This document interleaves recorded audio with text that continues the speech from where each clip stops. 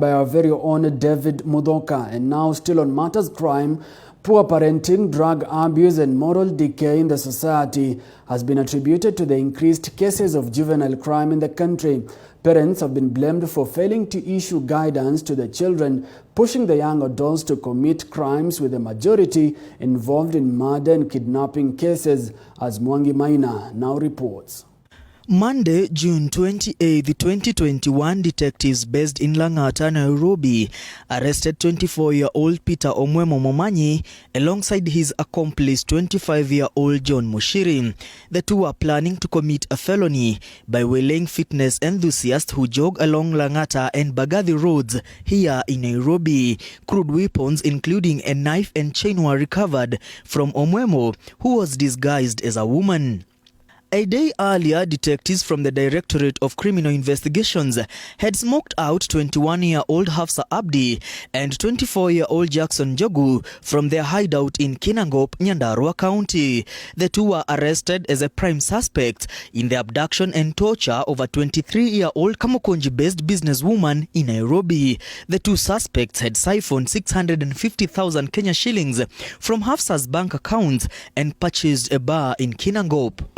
These are just some of crime cases involving the youth that have dominated our headlines in the recent past. But what is pushing the youth to engage in crime? Catherine Wajiko Kanyoro, a high school teacher, counselor and youth mentor, attributes these to poor and absentee parenting, unemployment, drug abuse, moral decay, desire for quick riches, among other ills. Wanjiku avers that single parenting, as much as it is unavoidable, is to blame for some of the social ills, noting that marriage has a strong, positive and consistent effect on the well-being of children. A child will require an all-round bringing up, because what the male parent will bring on the table is not what the female parent will bring on the table. And where we've experienced, say, single mother parenthood, you find that many parents, especially those who are bringing up boys, they'll tend to elevate the boy to the position of a man at a very early age.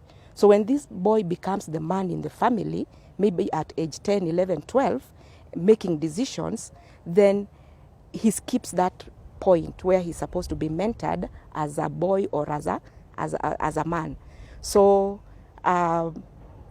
because it's something we can't evade, I think it is upon us as parents, if you're a single parent, to fill in the other part that is missing. Not once have I heard people say, I've never punished my child ever since. And this child we are talking about maybe 17, is going to 18, or even going to college. But I've never punished, I've never reprimanded. So again, we are torn in between as parents, that part where we want to be modern and we also want to be traditional. Wanjiku further says some youth engage in crime because they are overwhelmed by responsibilities, societal pressure, gambling, debts, among others. I would request and actually urge our parents that once your child, let me just call them child or youth, is working, that is when you need to even be hawk-eyed. That is when you need to know how they are faring on and even pay them a visit once in a while, an impromptu visit. Know how your son is living, know how your daughter is living. Because most of them are living on borrowed money. And if they are living on borrowed money, we've seen cases of suicide among 30 to 40-year-olds. It is on the rise. Why? Because somebody has a lot of debt, and the society has a lot of expectation. Councillors say values of hard work, diligence, honesty and patience need to be inculcated among the youth to curb the rate of crime, as well as encouraging innovation among young adults. I've seen the creative side of these people. They are very, very creative, very innovative. So if we can encourage that innovation, give it the platform that it requires, then I think we are going to curb the whole, okay, we are not saying we are going to eliminate crime 100%, but once it goes down, then it's very good. Because even those who are getting into crime will realize it is not paying per se. The society has also been urged to collectively advocate for behavior and attitude change among the youth by showing concern on cases of crime happening around them, irrespective of whether they are affecting them or not. Mwangi Maina, TV47, Nairobi.